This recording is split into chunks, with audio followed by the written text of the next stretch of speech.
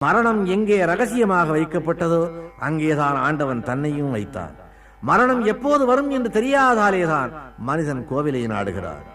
ஆபத்திலேதான் ஆண்டவனை அவன் உணர்ந்து கொள்ளுகிறார். சாலையிலே போய்கொண்டிருக்கும் போது சந்தோஷமாக பேசிக்கொண்டு காரிலே போகிறவன் எதையும் பேசிக்கொண்டு போகலாம்.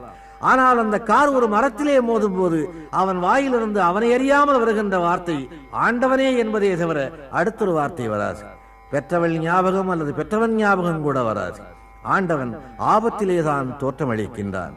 ஜனனத்திற்கும் மரணத்திற்கும் இடையிலே அவன்தான் அந்த பாதையை உருவாக்கி காட்டுகின்றான்.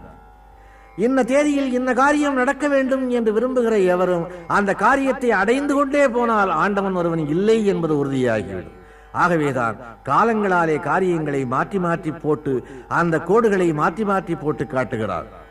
அவனுடைய விதிப்படிதான் நம்முடைய பயணம் நடந்து கொண்டிருக்கின்றது. ஒரு பெண்ணை